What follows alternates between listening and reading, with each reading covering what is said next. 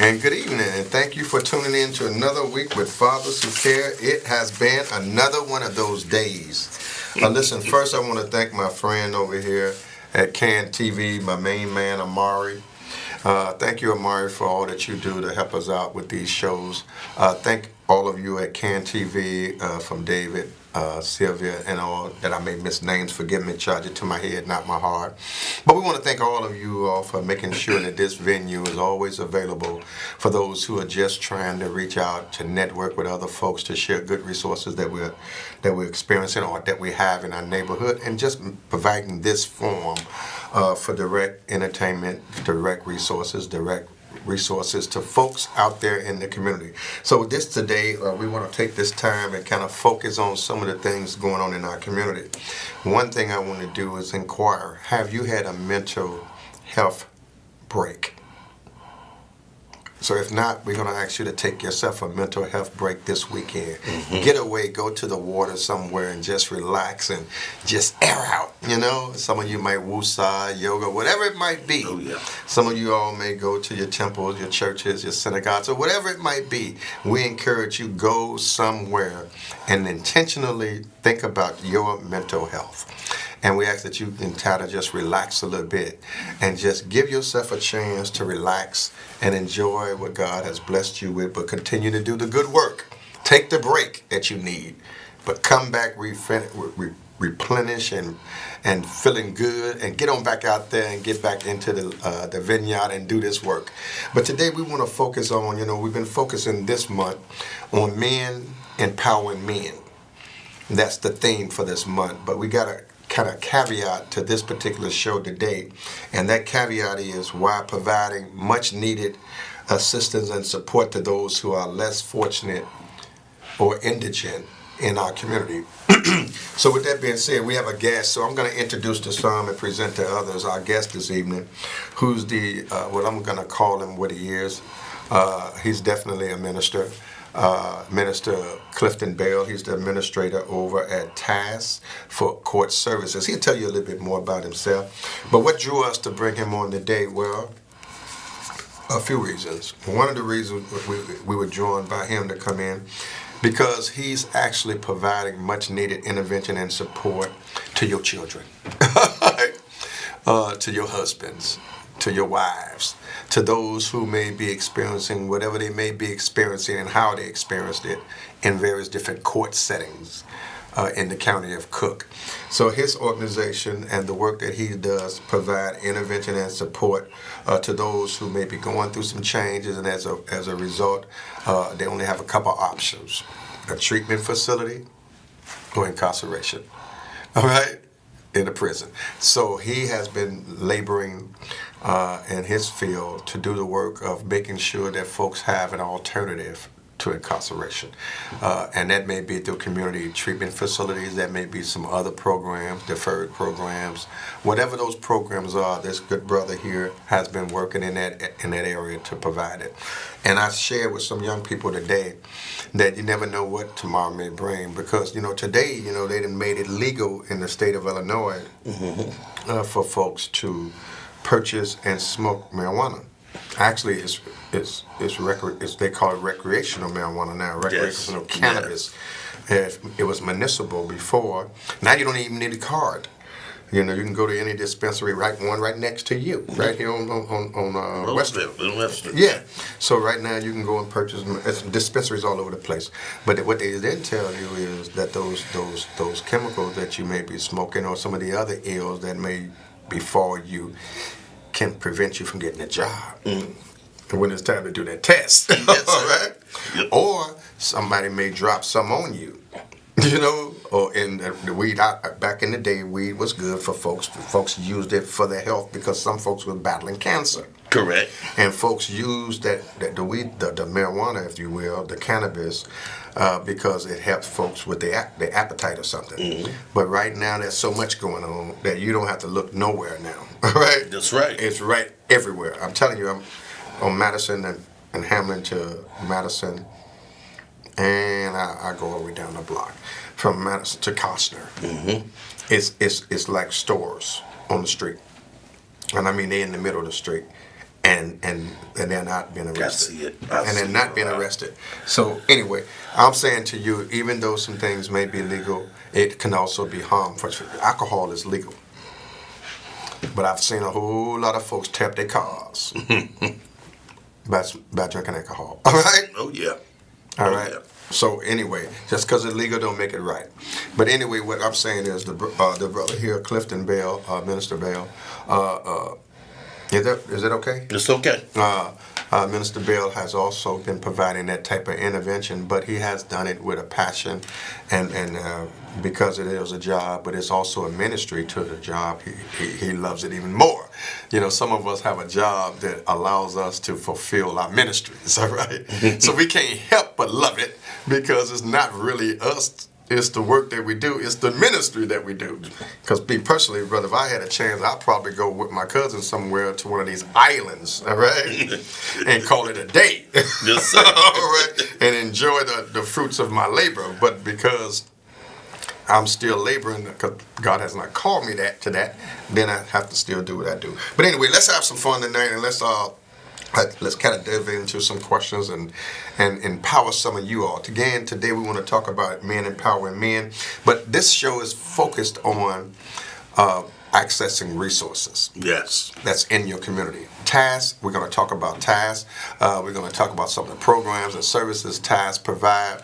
I mean, TAS has a long history of the work that they do.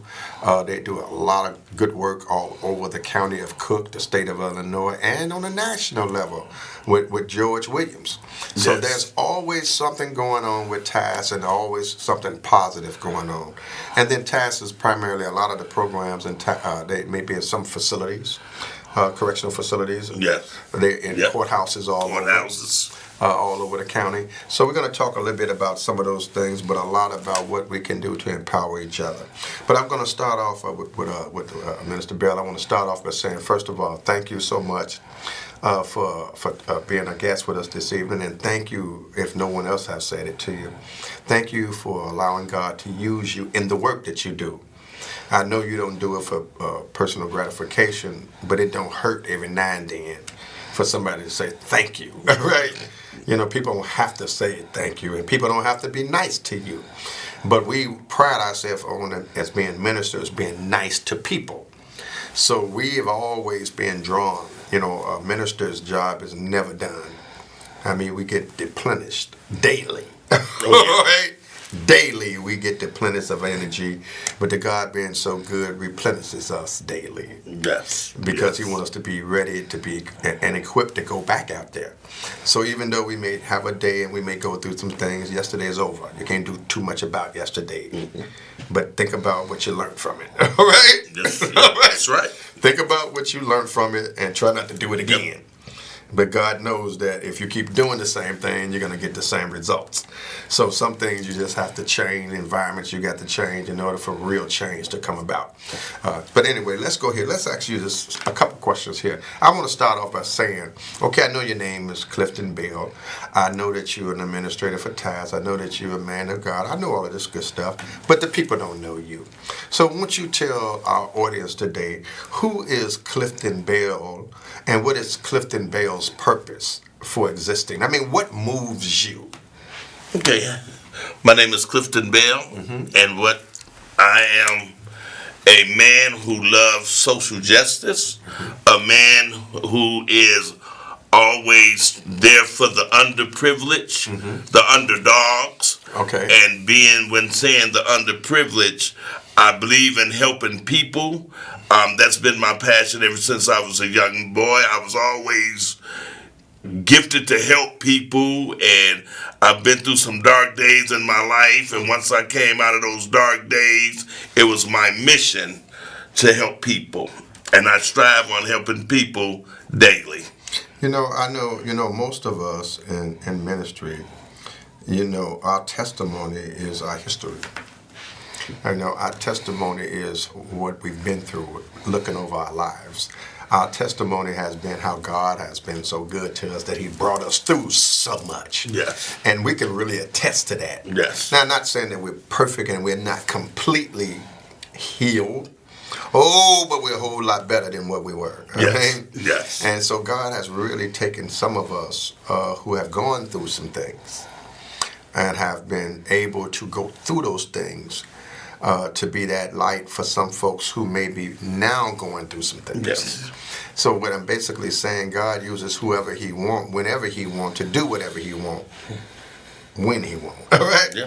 So God has called us and has called you particularly to be that advocate, that support system for folks who are in the judicial system. Yes. Experiencing some things with the judicial Yes. system. And you have been that arm, or should I say that, yeah, I go with that carrying arm to guide some folks into greener pasture. Yes. So we appreciate that. So, and we also know that you've also not just doing work to do work. You're doing work because you're called to do work, and it don't hurt to be able to be in an environment where folks allow you some latitude to, even though there's policies and systems and objectives and goals and all of that good stuff to do what we do. You have some leeway in how you kind of can tweak some things Okay. with the spirit. Okay. You know, as long as you don't get too away from, you know, the purpose of why you do what you do. Yes, sir. For the job. But, you know, we can't help but bring in the spirit. That's what makes for a good program. It really makes for a good program. So what I would like to do now, I want to talk to you about TASK. Some of us know TASK and know TASK quite well, and some of us don't know what TASK is. We're going to start off with the acronyms, TASC. And we're gonna ask you to tell us what those acronyms mean. Treatment alternative for safer communities. Okay, you heard that. Treatment alternative for safer communities. Now let's dive into that. What does that mean? Treatment alternatives for safer communities. Now I do know what it means because it said what it means. But for those who are watching who might not understand the acronyms or you explaining what those acronyms mean, be more specific about that. Okay, what we do here at TAS, first of all, again, TAS provides services for people that are in the judicial system in a pre-trial stage of their sentence. We are in 102 counties. We're just not in Cook County. And what we provide is specialized case management. And when I say specialized case management, that is an alternative to incarceration. We will get a client that will get TAS probation, and we have case managers that do specialized case management on that individual, providing them the services they need, whether if it's a substance use disorder to a mental health disorder or any other issues that we can help them. That's what we do, give them the services that need. If they're homeless, we provide the service to try to get them shelter. If they have no food, we provide services to get them where they need to be. We deal with the whole person, not just the SUD. And that's one of the things that is very unique about TAS and the services that we do, because we want to make sure that we're getting the totality, the whole gamut, that the client is getting the whole gamut, and we do that. So it sounds like we do that well. You sound like you provide holistic programming. Yes, we do. Now, so I'm hearing you, and I believe you because I know the history of some of the work you do. You all are committed to building a healthy, safer, and a more just society. Yes, we are. Okay. Now, how do you do that? I mean, the mission is clear to me, and I do know the work that you all do. I mean, because not only do you put the court service piece, yeah, that sounds real good, and you do that, but you all have food pantries and things. We do not have. Did y'all have over Roosevelt? It was a pantry over there one time. Years ago. Years ago. You're taking us way back. It is what it is. Yep, years ago. But you all, and it was a good location for you too, because you was adjacent to the Juvenile Justice Center. Correct, right across. Right across the street. So that provided for direct intervention and support. But I do remember some of the other things that you and other agencies, I think it's good that we can provide what folks need when they need it. But I thank you all again for that purpose. Now give us your purpose at TASK. The purpose for us is to advocate for the client. Okay. When I say advocate for a client, there are different situations that come up with the people that we serve. For example, Different barriers, homelessness okay. Can be a factor. Mental health can be a factor. Let's go there. Right now, I think that's one of the biggest issues that we're facing in our neighborhood Since the pandemic. Absolutely. Yes, it is. I mean, I hear that word so much. The pandemic. Okay, right. And it was one. However, people are not the same. So many people are experiencing so many issues and concerns right now that their whole aura about themselves is completely changed. And I don't personally think people can actually be the same. I lost a lot of loved ones through that pandemic. I got a lot of folks that I know in my circle, outside my circle, have been impacted by the pandemic. Yes. And when we talk specifically on mental behavioral health, I know that it's a lot of young people as well as some elder folks who are experiencing some various different traumas, depressions, isolations, you name them, they're experiencing. But yet, some of those folks won't seek out help. How can we encourage folk to know that it's okay not to be okay, but it's not okay not to seek help for not being okay? And that's a good question. If you have a mental disorder, if you're depressed, it's okay. As Reverend Jones said, it's okay. We want to help you get the services that you need through the whole approach. We want to get you that mental health evaluation. Absolutely. We want to get you to that right provider that can get you to a place where you can be manageable and become productive member of society again. Absolutely. And that's what TAS does. We advocate. We want to make sure that you're okay. We keep in touch with the treatment providers if you're a TAS client. And the good thing about TAS, we just don't deal with the criminal justice system. And we have services to anybody that needs them.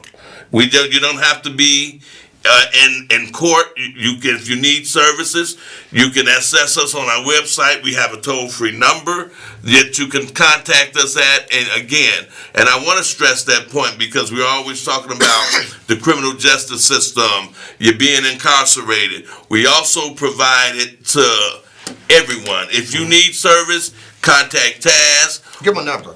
Give them the 1-855 number. I have to give you the rest of it at the end of the show. Okay. But we do have a 1-855 number, and or you can contact it. That number is on our website at taz.org. Okay. And you can call our main office 312-787-0208. That's our corporate office, and someone will be able to help you get the services that you need. Again, you can contact us through our website, through our main office, 312-787-0208. Okay. Thank you so much. Go. And it's very important, and I stress it, if you need the services. And they can log on to TAS.org, right? TAS.org. Okay. So we're going to, and so do that. I mean, if you need some of the services, and that's what we wanted to do today, regardless to whatever ills you may be going through, we're not pinpointing or we're not picking on folks for whatever you're going through. We just know a lot of folks are going through. If that may not be you, someone close to you is going through. So you can utilize what we're talking about to help someone who's less fortunate. That's all we're saying.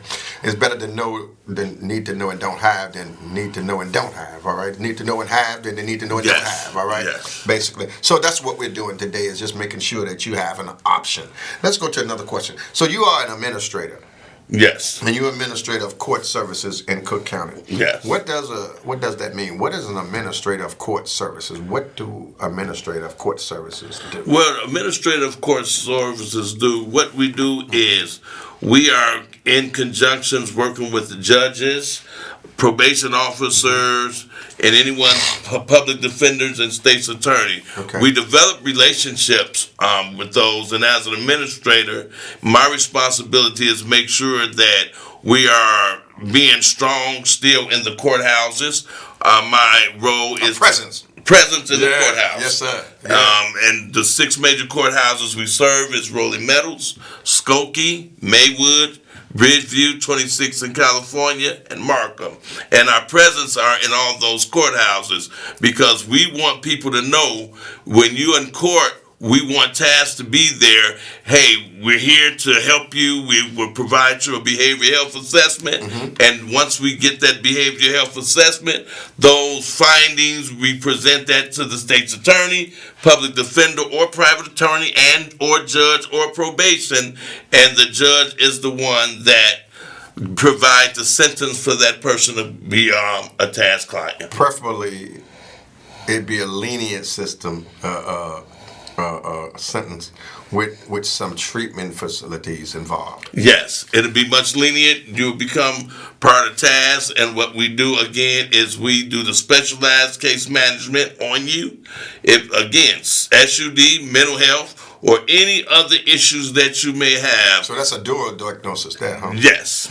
Yes. Well, anyway, and I like that. So we're providing ongoing intervention for those who may have had some brushes with the judicial system. Yes. Okay. So Yes. now you are a lifelong advocate, which advocate in my mind only means servant. Okay. But I got it. You say that you're an advocate. I say you're a servant. I think they're synonymous with each other, but I like that. Advocate more speaks out for folks, but I think you do that plus. Yes, yes. But I like it. It's cool with me. But you're an advocate or a servant, I believe, and I know you are because we've had some chances to talk, and you can't do certain things unless you've really been called to do these things. If you don't, you won't do it long. All right? So that's how you can determine if somebody are really called to do certain work, because those who are not called don't be around long. All right, it's just that simple. I don't care how much you get paid. It's not about the money. It's about the service. But you are an advocate for social change and for assisting individuals with substance abuse disorders. Tell us what that means. When I say that, I grew up on the south side of Chicago, Jeffrey Manor, the over east. Okay. And I've seen a lot through some personal experience with family members. I've seen a lot in my community. And I want to stress that I've had some dark days. And I always said, when I get out of these dark days, I want to hold true and be able to help a brother, help a sister get the services that they need to become more productive, to become members of society, and to watch a person go from treatment and to being productive. It's gratifying, it's rewarding. And I often have clients that call me and let me sometimes and say, hey, Mr. Bell, I'm still doing good. And it's not because what I did, it's because we provided them that service. And one of the things that is very important is engaging, building trust.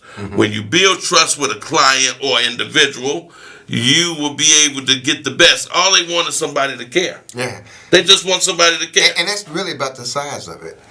Folks who are going through whatever they're going through, Doc, they just want somebody to care. They just don't have time for the follies, all right? That's right. For the shenanigans. But I want to ask you something that's really pressing around these days. It's all in the news about January the 1st. That's supposed to be the induction or the new Safety T Act. Yes. That's supposed to be allowed. Folks are like this here. They thinking folks just gonna be out there committing all kind of crimes and don't go to jail. Because they go get locked. They be released on this. Would you please let folks know you quit and you go out there and commit a crime and you get caught? You liable to go to jail. You're going to jail. All right. And guess what? TAS gonna still be there to provide you those services that you need. But tell us, are you familiar with what they're calling the Safety T Act?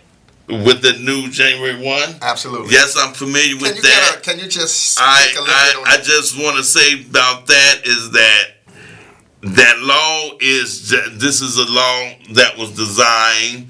I don't want to really talk about it as much, but one of the things I do know that to not alarm people, I want people to know that you will be possibly safe. And again, if the barriers are, TAS is still, again, going to be there to provide services. And we would like to encourage you all. We will be having representatives, state representatives, senators, and representatives who will be at our community and leadership meeting on October the 5th, who will be talking specifically about the legislation behind the Safety T Act, so that you can get some clarity. So we will be talking about that in and out for a little while as we go into January the 1st. But it says that a lot of things are it had a lot to do with pretrial fairness. It had Correct. a lot to do with bails, folks not being able to get out on Correct. bail. But it ain't talking about folks that go out there and commit heinous crimes and then expecting the T Act or some other act to save you. No, you will be sitting there getting ready to go to court. That's right. All right, and you will not be getting out there talking about no bail. They not talking about you. All right. And what's important about that, the judge determines that. Absolutely, but they will not be talking about you. Right. All right. They'll be talking about some of these petty offenses, if Yes. anything, where you have so many young folks and people of color sitting in 26 in California unable to post bond. Correct. And they have $100, $200 bond, and they're not able to get out, and you keep them in that Correct. environment for 60 days, Yes. 100 days, months and months. Correct. Until somebody like a Willie Wilson or Congressman Davis or some others come up in there and bond out some of these folks who should have never been in there to begin with. Right. Should have probably been somewhere getting some of those chemical substance abuse issues addressed. Correct. Yes, Which sir. is all it was. Yes, sir. That some folks were sitting up in there because they was trying to get a fix, and they knew if they went up in there and stole a couple pair of gym shoes and went out there and sold it, they can go to somebody's dispensary or wherever they had to go. Yes, sir. But anyway, that's another story. I'm not going to go down that road because I'm feeling that way. You feeling that way? Yes, sir. Tell us, what is the drug deferred prosecution program? The drug deferred prosecution program was enacted maybe about 3 years ago. Those are simple drug cases, and what happens with that, you will get an opportunity to be assessed by TAS, and once you're assessed by TAS, you will follow up with the judge on the findings of that assessment, and we offer those clients treatment. And what happens, some refuse and some get treatment. And it's just an alternative to incarceration, and this program was created by the state's attorney. Okay. And we play a part in providing the assessment. Okay, so that goes to show you that we're really serious about it. But I also want to say this as we begin to kind of wind down, that Fathers Who Care is also providing supportive services to young people between the ages of 13 to 21. The 13 to 21 young people, we are basically providing violence prevention intervention program, mental health services, and referrals from 13 to 15, along with those young folks that roll over into our 16 to 24-year-old program, where we provide a job readiness program, job development program, providing little stipends every week for getting young people acclimated to how to do resume writing, how to dress to impress, how to monitor their behaviors and stuff when they're going to be interviewed for a job. And then, it's been really ironic, Reverend Bell. Lately, I think folks have just got complacent. Yes. I mean, folks are so complacent now. Folks don't want to work. Folks are talking about they want to work from home, and folks are really not want to put in the labor to do a job and do a job well. And I'm talking about those who are not taking on the jobs. I'm talking about those who are working, who are laboring, continue to do the good work. But I'm talking about folks who refuse to work. Instead, they want a handout.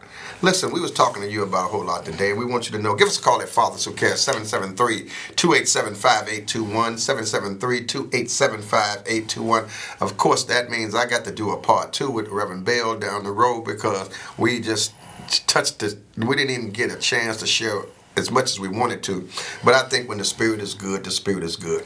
We're going to encourage you all again. This form is saying that it's time, and they keep on popping off. But we want to encourage you all to get in touch with us, and we'll get the information to you that you may need to help you in whatever areas you may need some assistance. But we do have. You want to give them that number again, Bill? Yes. Again, our website is taz.org, and our number, you can reach us at 312-787-0208, and we will be glad to assist you